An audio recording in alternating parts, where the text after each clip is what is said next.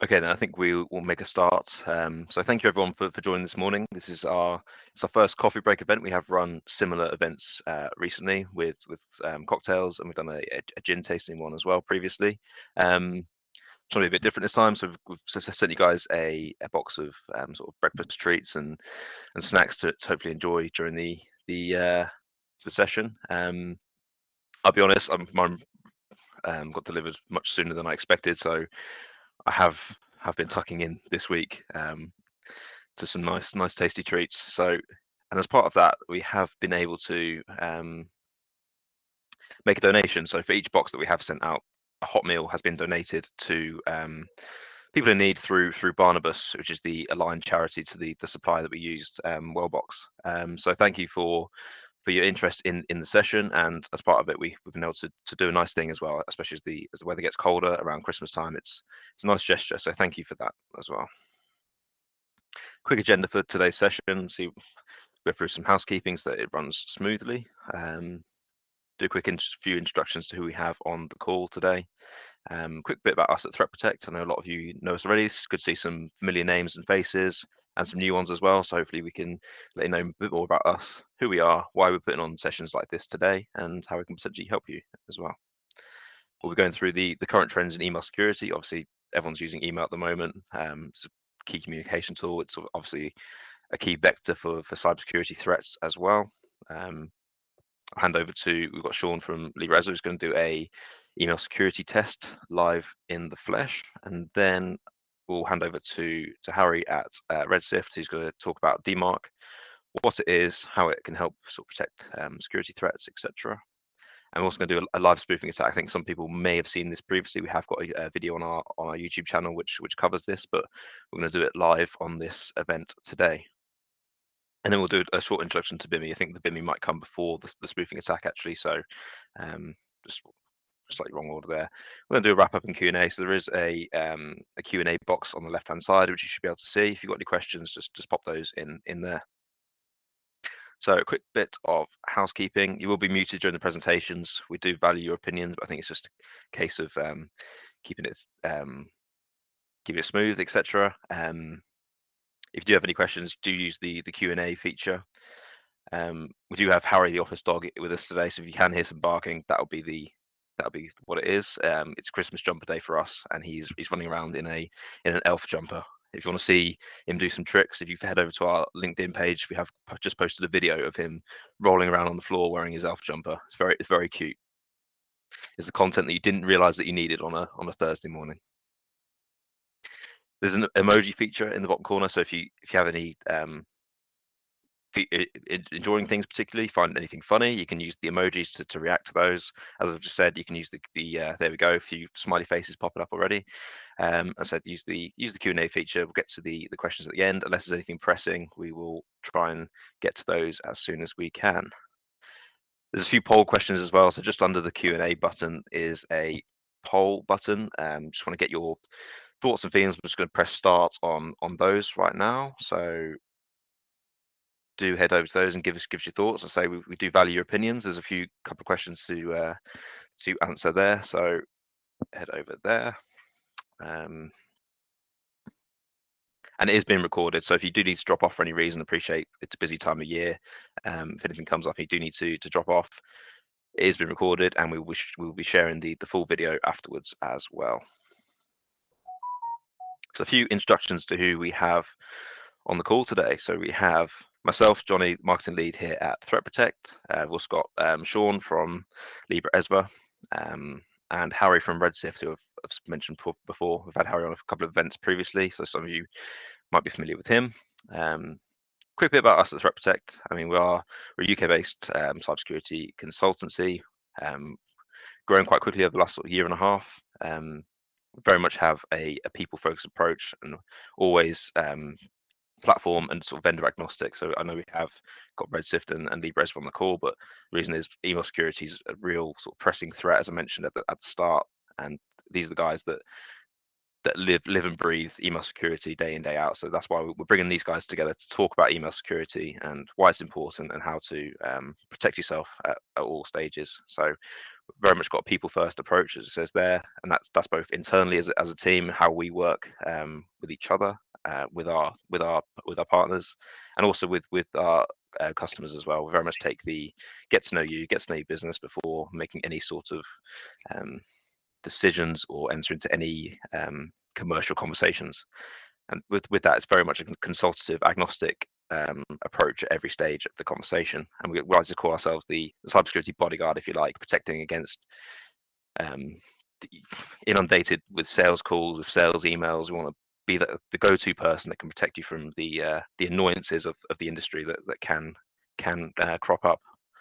And so with that, the specialist areas we do cover is general security services. So with that, email security, obviously got the compliance and advisory side of things, cloud security as well, if you operate in the cloud, or so that's something you're looking to explore. And as well as that, we also can help out with hardware and software procurement.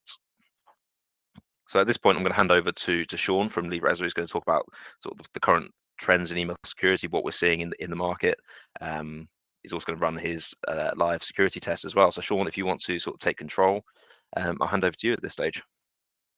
Yeah, thank you very much for that, Johnny. So I'm just going to boot up my screen if you give me 2 seconds. So yeah, my name's Sean Panabianco from Libre, we're a turnkey email security provider. What I want to give you a quick run through really is kind of a bit of spend and the loss associated with compromised email accounts and successful hacks.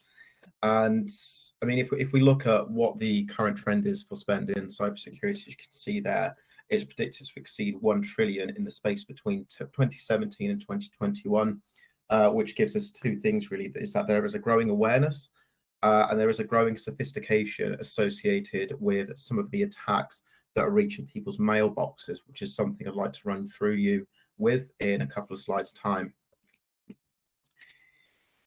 The cost of cybersecurity attacks, really the ones that are successful, are coming up right towards 1 trillion. A lot of people may remember that in the early days of email, if you were using MSN, if you were using Hotmail, it was something quite simple. It was the Nigerian print scam, where quite simply, it would tell you you'd get $1 million if you sent them a $100 processing fee.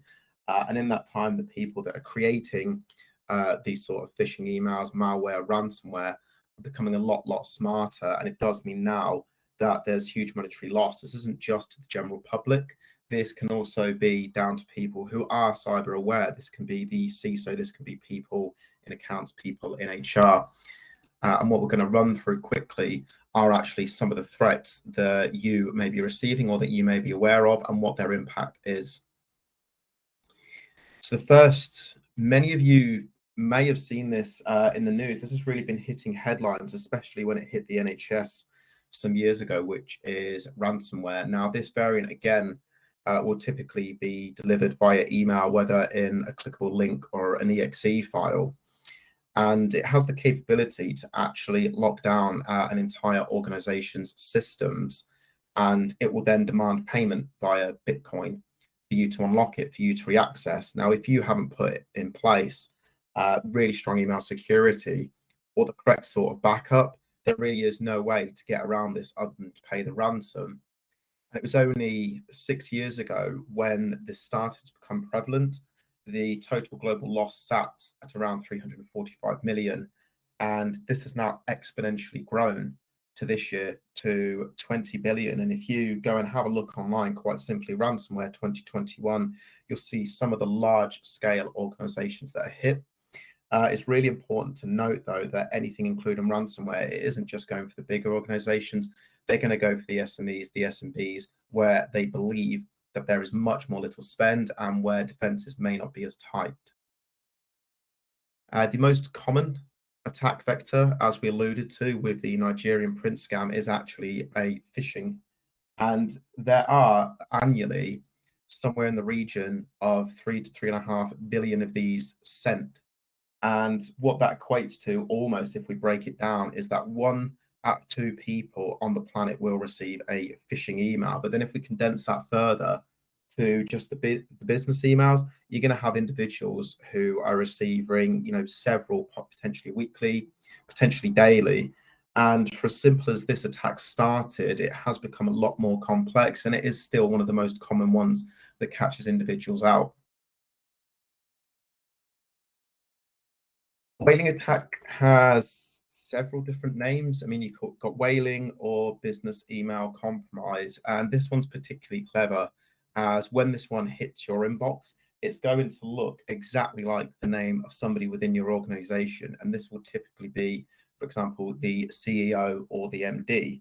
And what this relies on really is that it's received by people who are unaware. Potentially they've had quite a long day at work. They receive an email to their inbox to say, why is it that this invoice has not been paid to company A? And company A will be one that they're aware that you work with. You'll say, please pay the overdue invoice. Now, that money will be paid, and within an instant, you realize, wait, I've made a mistake there, and suddenly there's monetary loss, and that totals globally 12.5 billion as of 2018. Malware is a particularly nasty variant. It's an offshoot of ransomware, or ransomware was developed from this. And this has the capability to actually go inside and begin to infect machines, to begin to infect servers and networks. So it's not just one person within the organization that it's going to hit, it's going to be multiple people. And especially during lockdown, where we saw mobile working become the norm, it can also start to begin infect home networks, which can then go onto a partner's laptop who may also be working from home. And the average recovery cost, and this is up to this date, is around 1.85 million, as again, they're becoming very smart with how they deliver this. The viruses themselves, the malware that goes onto your machine, is incredibly good at being evaded and fast acting. Now, having worked with Dmarc for a number of years now, I've had the pleasure of speaking to a number of partners, and there's also a number of customers that I speak to. And ahead of adopting an email security solution, we're always given a few sound bites from people when we ask, why is it right now you are not adopting an ESG? So many in the first instance for their organizations will need to use email, and Microsoft 365 is one of the most popular that there is. You load it up, you boot up Outlook, you tie your domain to it, and people believe, mistakenly, unfortunately, that because they're using a Microsoft solution, that they are protected. This is quite simply not the case. Microsoft 365 does come in with some built-in capabilities, but they are certainly not a security solution on their own. All of our budget has gone towards remote working is something that we've heard a lot during lockdown. But again, when you start to have people who are now working off home networks who need to dial into work, the cybersecurity budget should remain the same or even really grow to make things tighter as people leave the office. Email security is a displacement market, but you do get some people who will year on year say, no, we're absolutely fine where we are. Why should we change? And what I'd like to do soon is demonstrate to you how you can identify why change may well be a necessity. And finally, big one, it won't happen to us. There's the age-old adage of there's no budget for cybersecurity prior to attack, and then after attack, suddenly you found millions for it. So what I'm going to run you through now is something that we at Dmarc have actually created ourselves, which is an online email security tester tool. Now, this is completely free to use, and it's very important for me to tell you that every single email that is sent to you via this test is completely disarmed. There's no danger to you, but they do act in a malicious way. Now, this is a very quick, simple, free test to use. I'm running it myself off a test domain. I can't use my own one because working for an email security provider, I am actually using the solution that we have here. You come to the website and you want to type in your name, your email, and the telephone number that you are using. You can as well test whaling, the business email compromise that we spoke about. If you toggle that, you can then put in the first, last name, and email address of the MD, the CEO, or somebody quite important in your organization to see if you receive this. And you want to agree with the terms and conditions and quite simply click start. So it won't begin the test straight away. it will give me an email in the first instance to say, did I want to run this test? It's because we don't want people going in there willy-nilly and just sticking in various people's emails for them to begin the test. It has to be confirmed by the end user who has entered this. So now what the system is going to do is going to try and send me anywhere between 1 to 16 emails. So we've received 1 to the inbox. And if we go down and look at the junk email, and I'll tell you why this is important soon, we've received 13 of them. Now you can see these are actually labeled 1 to 16, and they'll tell you what's included within there. Now that that's been run, we'll come back to the website to get our report. And most importantly, choose who your email security provider is. If you're using just 365 or ATP 365, just Google, and so on for any of the others that you may be using as your incumbent provider. So the first email, we'll run through this one by one, is the spoof email address. Now it'll ask me, have you received this email? This has actually come to my inbox, and that is what we'll select. The second, the HTML analysis. Have I received this? Yes. This has come to the junk folder, so every other one now has come to my junk folder. This one here will ask, has the ESG blocked or removed the executable attachment for number 3? So if I have received that, as we can see, it is actually included there. So if I was to click on it, it would take me to an empty zip folder. So we want to tell that that I have received it with the exe attachment. For argument's sake, we won't say junk folder here. We will do it with the rest, but this is just to give you an idea of what it will show you on the report when it's derived at the end. Virus attachment, have you received this email? Yes, again, we've got this one into the junk folder. Outlook additional comments, have I received that? Yes. If you are on Outlook for Windows, can you read comments and not sound message? No, there we go. So I cannot see that. So the malware, number 6. Have we received? Yes, again in the junk folder. But to quickly demonstrate to you, it's asking what happens if you click on the link. So if this had landed to your inbox, you want to click there, and it will take you to this page. Again, we're leading you nowhere dangerous with this. These are all completely safe to use, and there's no danger to anyone running the test. This was just to give you an example of what happens if you do click the link as it's prompted you to. But we'll say in this, so we'll say in this instance that I have been given a red screen. So number 7 again is received, but we're going to say that this was received in the junk folder to show you what will happen when we come to the report at the end. For the base HTML link, number 8. This is one that it seems we have not. Oh, sorry, no, it's come in now. What it will ask you there, what happens if you click on the link? And much in the same way as you saw the other one, it wants to know, has it blocked it or has it brought you to a red page? But in this instance, what we will say is that has come to the junk folder. Number 9, the HTML.js redirect attachment. So it's asking me, did I receive the malicious attachment? Which, yes, I did. Attachment present. 10, have we received that? Yes, and as you can see, receiving a lot of these emails, we'll go through at the end, is not anything positive. And there will be an emoji at the end to tell me if I've done well or if I've done poorly on the test for what I've received and for what actions have been taken on these. So again, we can see here, there's a PDF with a clickable link, and this relates to the sandbox, as there should not be a clickable link in a PDF. It should be removed, as this can typically contain malware or something malicious within there. And we will say, again, this was received in the junk folder.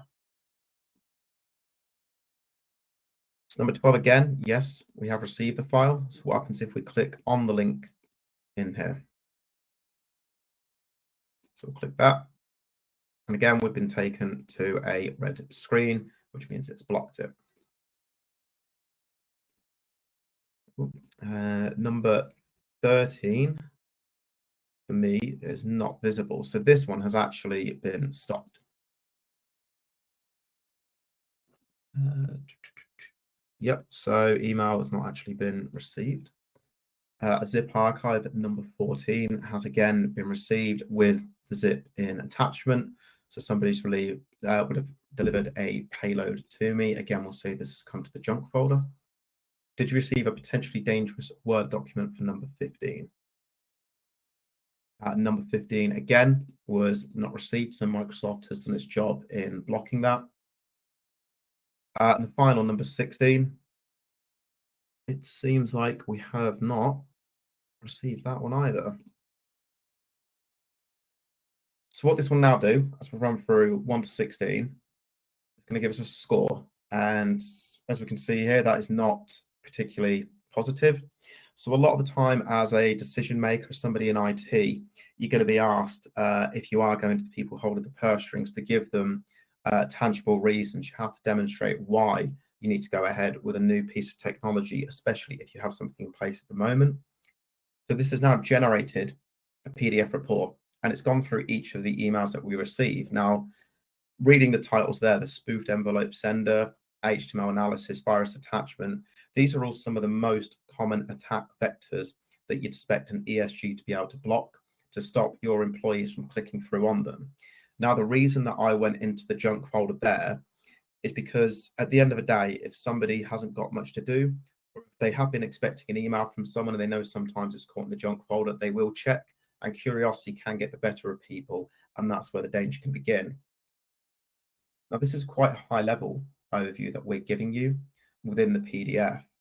What we do invite everyone to do when they've run the test, if you'd like to run through this in more detail, is to set up a meeting with us, with one of our technical engineers, and they will sit down with you for half hour and run through each of these in detail and tell you exactly where the gaps exist. So is there a gap in your sandbox? Is there something in your dictionary rules? And it's once you are able to start to understand that, you can understand, do I need to start to put something into place that's a little more stringent, or do I need to adopt an email security gateway if I do not have one currently in place? And what we'll get Johnny to do at the end is to send this link to everybody as quite simply emailsecuritytester.com, and we do welcome you to run that. So for myself, that's it. What I'd like to do now is to introduce you back over to Johnny, and then it'll be over to Harry from Redshift.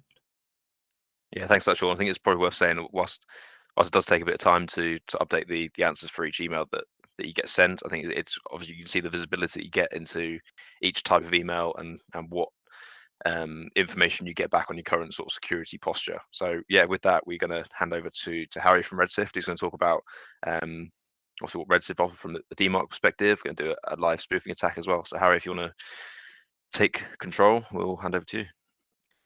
Fantastic. Thanks, Sean. Thanks, Johnny. And thanks everyone for joining.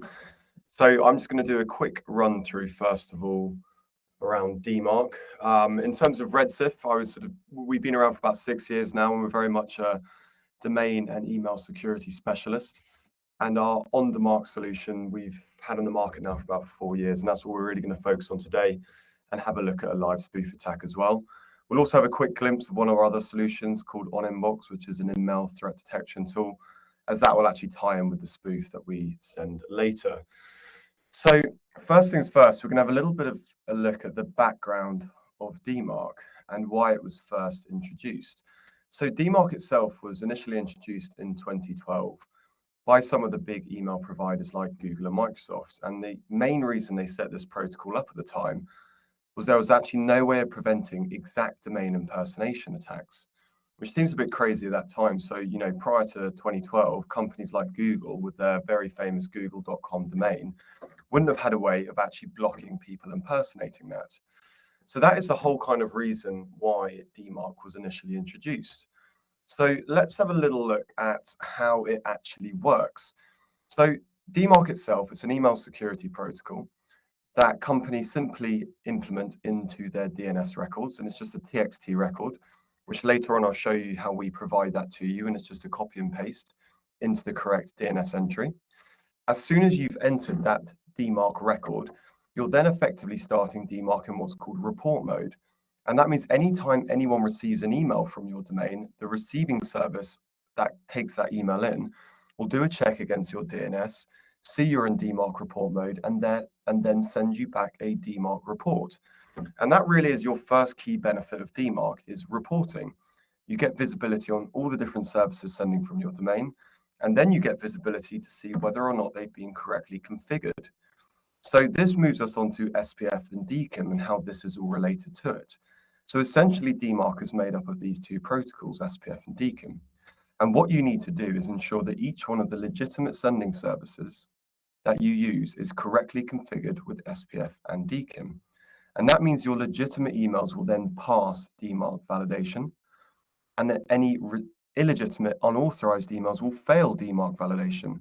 So essentially at this point, you're helping companies receiving or end users receiving emails from your domain to be able to distinguish whether or not those are legitimate emails or illegitimate emails. So that's kind of what we really help our customers in doing, is setting everything up correctly with them so they can then get all of their legitimate traffic passing. Now, what do we do next? Once we're happy at this stage, we can then move your Dmarc policy forwards. So as mentioned earlier, you will always start off in a report mode only. That's known as P equals none. And at that stage, none of your email flow will actually be affected. We're just gathering information to see what's happening on behalf of your domain. So the key thing with that is to set this up sooner than later, because the more reports you have, the easier it is to then drive your domain forwards to what's called quarantine or reject mode. So once we're happy that everything's correctly set up with Spf and Dkim, we can then change your Dmarc policy to quarantine mode, which means any of the Dmarc failing emails here, which are illegitimate and unauthorized on your end, i.e. you haven't configured Spf and Dkim for them, and therefore they're failing Dmarc validation, will land. You're telling the receiver to push those emails into the recipient's spam folder. So it's kind of an in-between setting of protection. But the final end goal that we want to get all of our customers to is to this P-reject phase. Once in P-reject, those Dmarc failing emails will then be completely blocked on the receiver's end. It will never go and land into that recipient's inbox. And at that stage, that's when you've protected your domain. So the kind of typical attacks this will block is if someone tries to impersonate your exact domain and send spoofing emails to maybe your customers, your clients, companies within your supply chain, or anyone that you work with. And the damage that can do is all around, brand reputational damage that can result in, monetary losses. And as a long-term result of that, if your domain's being spoofed and your customers are receiving spoof mails from it, they're less likely in the future to want to continue transacting with you. So that is the whole key goal of Dmarc, is to get to this reject phase. And that's when you gain your domain protection. Another nice result of reaching P-reject is actually you've improved your your email authentication, which in turn will help more legitimate emails land into your recipients' inboxes. So if you look at this in a marketing sense, we help a lot of customers improve their email deliverability rates, which in turn really help their marketing campaigns for their outbound emails. So that's another kind of nice way of looking at Dmarc. It's got marketing benefits too. So the last part, which again is related to marketing a little bit, is this new thing called BIMI. So what does BIMI do? This allows customers to add their brand logos into their outgoing emails. So in the example here, we can see ThreatProtect's brand logo in their email here. And this would then start appearing in the inbox before someone actually clicks into this. What are the benefits of this? It improves your brand recognition. It also helps to uplift open rates of emails. Again, that will improve return on investment on campaigns. But why is all this relevant to us? Because you have to have Dmarc in a policy of reject to qualify for this.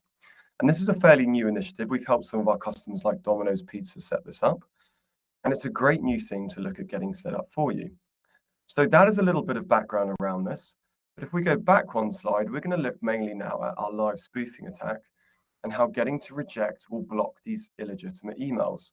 So at the moment, we changed ThreatProtect's domain back to P equals none.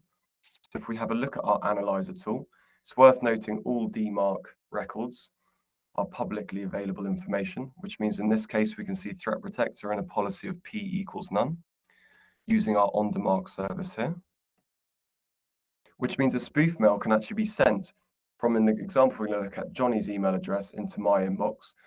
And when we move to reject, that spoof mail will then become blocked. So let's have a look at the example. So this is a spoof mail I prepared earlier. Here you can see Johnny's email address, and then you can see mine. We put a sort of a typical phishing email theme within here. So if I hit submit, this will take a couple of seconds to be sent. I've then got a separate folder in my inbox for Johnny. and we'll let this load up. Here we go, it's just coming in now. It's processing on our end, which is our other inbound email security solution called OnInbox, which is then going to add traffic light symbols into this email to show that it's a fake. So just need to wait for that to load. 1 sec. There we go. Cool. So perfect. We can see here it appears to be exactly from Johnny and his email address, and there is the threat protect domain, exactly the same spell. So this is, all about exact domain impersonation. Theme of the email here is all about, changing payment details. You can then follow this link to update your card details. Classic sort of phishing email, and there's Johnny's signature down the bottom. So that took all of about, 10 seconds to come through. And the way this was sent was we've got a spoofing tool internally, which just uses a random IP to send email out from. And in this case, it's landed straight in my inbox. And our on-inbox solution here, just quickly have a look at this, has caught it to show that it's a spoof by adding these traffic lights in to show that it's red, as well as a banner warning, which has used natural language processing to pick up on a common phishing theme within here. So Johnny, if you want to actually maybe just send me a normal email, we can just show how that comes through differently, and will actually come up as green in that case.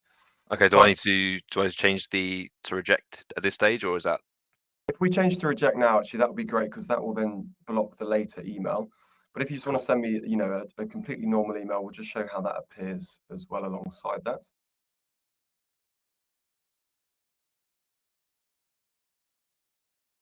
So in terms of what these, that's all right. So in terms of these symbols, what do these stand for? So we've got A here, looks at authentication. So this checks to see if the email received has passed any email security, i.e. Spf, Dkim, or Dmarc. In this case, it hasn't, meaning it's come up as red. T is looking at trust here. So this is not a trusted receiver of mail, even though Johnny's normal email address would be. So this is picking up that it hasn't actually come from Johnny's domain. So these are all indicating for you not to interact with that email. Now, what we can do actually is have a look at here's one from Johnny, which is normal, and that's all come in straight away. So what we're going to do now is actually run through a quick product demonstration of our solution, which will help you see how we help our customers set Dmarc up. So this is how our on Dmarc platform looks. And you start from our domains page here, which is where you would then add your domains in. So that would be the first step that our customers take. Once you've put your domain in here and hit submit, we then give you a next step action to follow. So the first one here would be to configure this unique Dmarc record that we provide to you here into your DNS record so that you start receiving Dmarc reports. Now, the normal Dmarc reports that are produced come in a very dense XML file format. And our kind of first thing we do is to start crunching those to present them back to you nice and clearly, that we'll look at in a minute. So it's always worth noting that you don't need to worry when you first configure this that it will affect any of your email flow, because you'll just be in the report mode only. So let's have a jump and have a look at how these reports will appear. So I've set this time period to 90 days. This is my demo account, so everything that comes in here is just test demo data. As we go down, we can see 4 high-level reports: compliance, receivers, location, and delivery. And then finally on the bottom here, we've got an in-depth senders report. So let's start with the compliance report. What does this show you? This shows you the number of emails that have been sent from your domain a day, and how many of those are passing or failing Dmarc validation. So to begin with, when you're in that policy of P none, the red here is showing you how many emails are failing Dmarc validation, but not yet being blocked. So this actual failing emails could be a combination of legitimate misconfigured services, as well as potential malicious threats. Now, once we get everything correctly set up, we can then move you to quarantine mode. And the yellow here shows you how many emails you're successfully quarantining a day that are illegitimate. And finally, the red crisscross at the end here shows you once in reject, how many emails you're actively blocking. As we move to the next slide, we've got a receivers tab, which shows you what email receiving services your recipients are using, and therefore sending you back the Dmarc reports. We then have a locations report, which is quite interesting. It shows you where around the world your domain is being used. So this will show you where potential malicious threats are originating from. And the nice thing with this report is over time, once you get to reject, because Dmarc is a public-facing protocol, Spoofers can check your domain, see if you're in reject. If you are, they'll stop trying to impersonate your domain, and you'll see a nice decline in red dots over time. And then finally, we've got our delivery report, which shows you how your emails are being received on the recipient's end. And in a more in-depth demo, we can actually run through some of the specifics which show you how things like ARC overrides, local overrides, may actually dictate and override the way that emails are landing in your recipient's inboxes. But down the bottom here is our key report, the sender's report. So once you run this, let's say for 2 weeks, you can start to see all the different services that we detected to be sending on behalf of your domain. This will likely be a combination of legitimate services that you're using, shadow IT, so services that you are using that you may not have been aware of before, one of the great benefits of using these reports, and then also potential spoofing services as well. So how can you find out what the spoofing services are? We've added in a reputational feed here. So in this case, we can see this Vietnamese spoofing service, which has got a poor sender IP. And straight away, that would then look at, so you would then look at how you could then block that service going forwards, which ultimately is derived from configuring your legitimate services correctly. So let's take Google Workspace as our example. As you move along here, you can see what the Spf and Dkim passing rates are. We looked at our earlier slides. We saw how this is crucial to ensure that your legitimate emails are passing. So we need to get these up to 100%. So let's click into Google Workspace. You can then see the number of IPs being sent from it. In a real life scenario, without this being demo data, that would be much higher. You can then see its own individual reports. And then finally, down the bottom here, you can actually see the most important part is why some emails may be failing SPF or Dkim validation. And this is the critical information to work on. And our support team that you get provided with the solution will help troubleshoot these errors and help fix them with you. If you wanted to dive more deeply into specific host names, you can do so, and then look at how individual IPs may be passing or failing. And a nice automated instruction we add into here, if we pick up or if you've marked Google Workspace as a legitimate service, we give you automated instructions on how to correctly configure it. So let's go back a step now. The next step our customers should be looking to take is to mark which of these services they deem to be legitimate and which ones to be a threat, which you can mark up here. You mark them as assets, which is a few I did earlier. They will then be pushed to our email sources tab, which is a key page for you to then manage your legitimate services going forwards.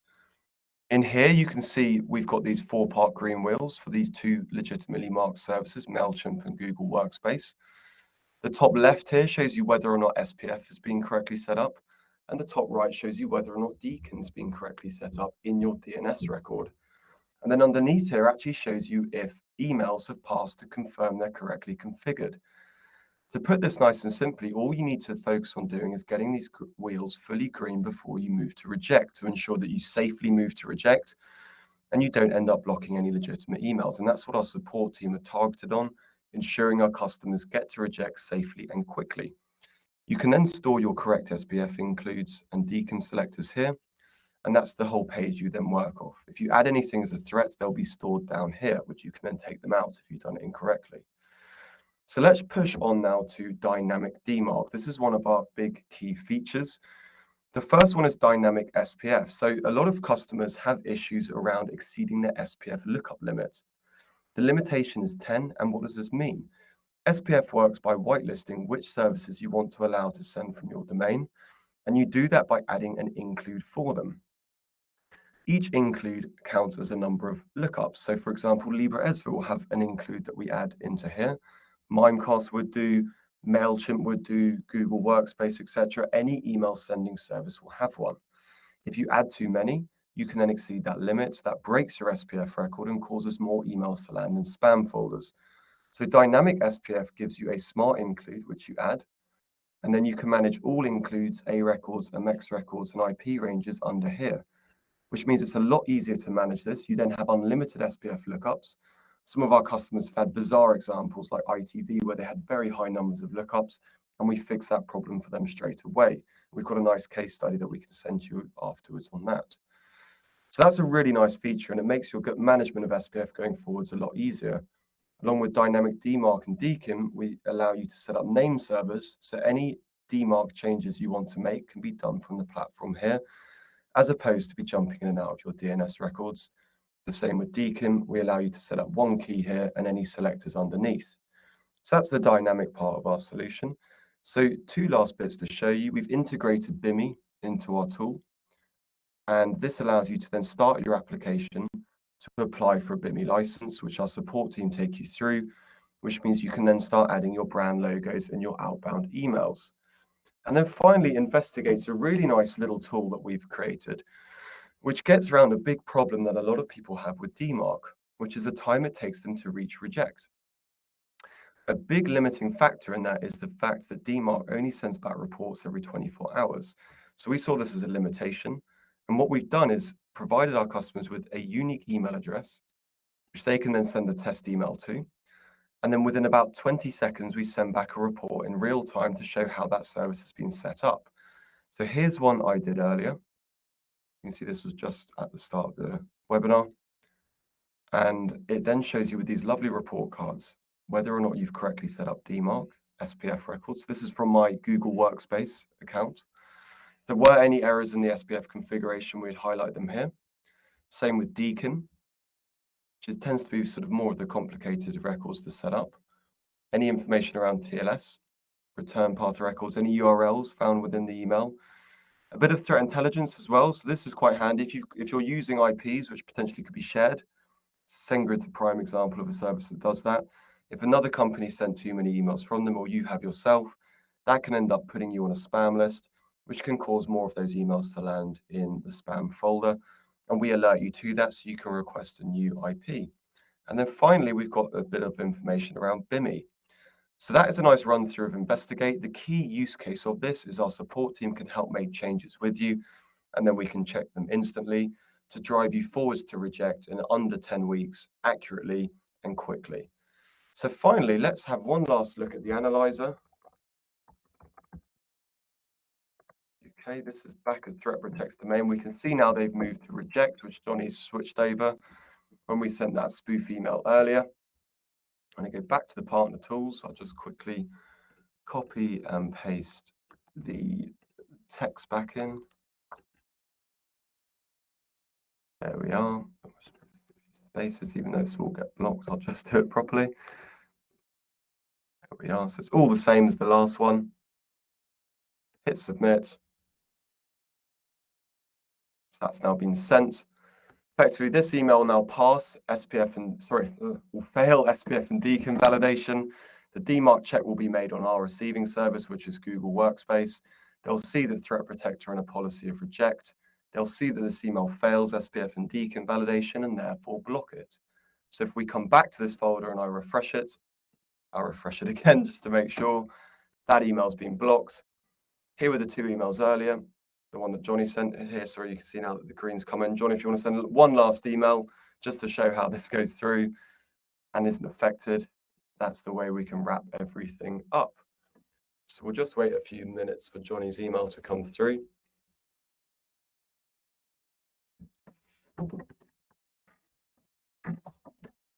Let me know when that's been sent, Johnny, and we can refresh this again. So Harry, just quickly, whilst I'm sending that email, we've had a question come through. Could you just briefly explain what the A, the C, and the T mean on the on inbox piece? Of course. So let's have a look at these two emails. So first of all, we've got this one that is legitimate from Johnny that's come through as green. And then the spoof one that came through showed up as red. So why is that the case? The A is scanning to see if that inbound email has passed any email authentication security-wise. So that would be SPF configuration, Dkim configuration, Dmarc, along with a few other protocols as well. In the case of the spoof, it's failed all of them, which has alerted it to be red. C is looking at the content, if there's any potential malicious content within this email.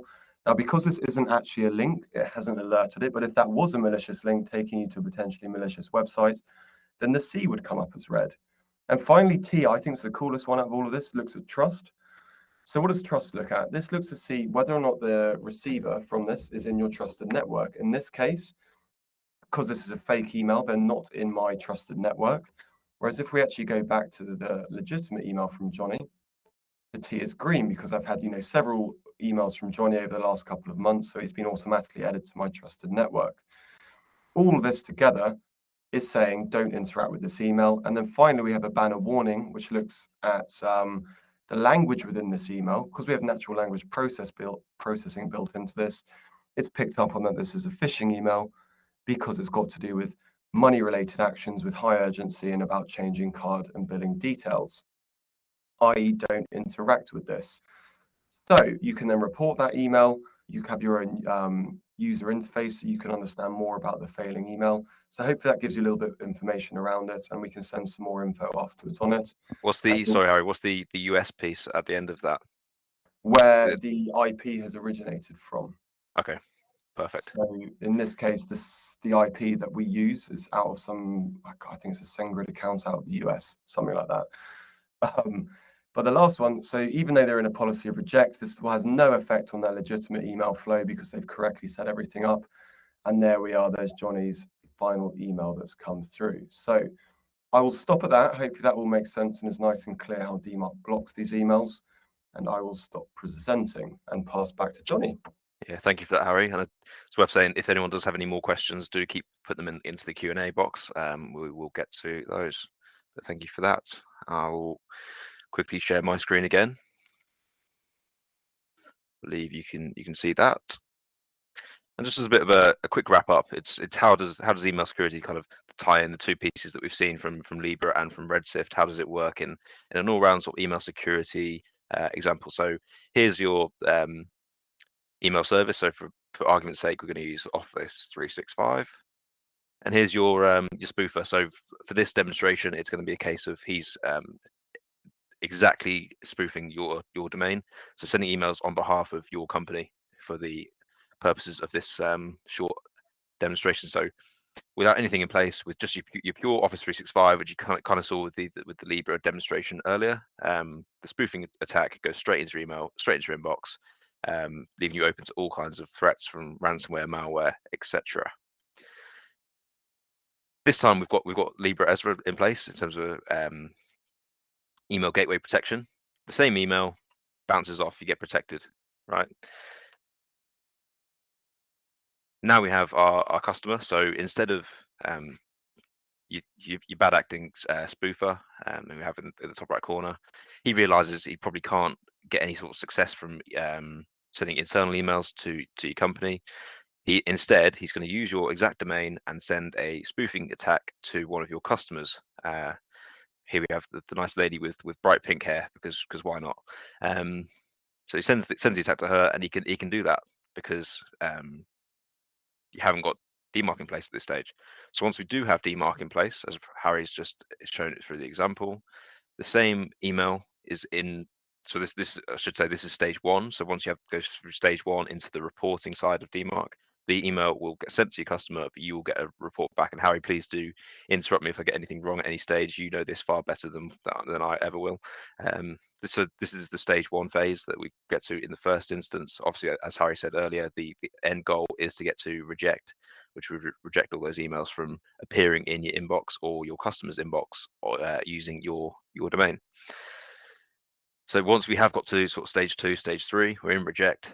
He's going to try again, send the email both internally and to your customers, acting as your domain. They're both going to get blocked, and you're going to have the visibility of those emails that are getting sent, and we know what's happening, and you're protected. Your customers are protected from getting emails from you, which in turn protects your brand reputation, the monetary loss that can lead to, all the things that Harry's mentioned previously. So Harry, or Sean, if I've got anything wrong at that stage, please do jump in and correct me. Spot on, I think, Johnny. Really good. Fantastic, thank you. Amazing. Thank you, everyone. If, like I said, the contact details you can still see on the screen. If you do have any questions that do pop up afterwards, get in touch, and we'll be happy to help you and put you in the right direction. So thank you, everyone, very much. Cheers. And as I said at the top, we were able to donate 30 hot meals to people in need as part of running this event. So thank you very much for your support on that one.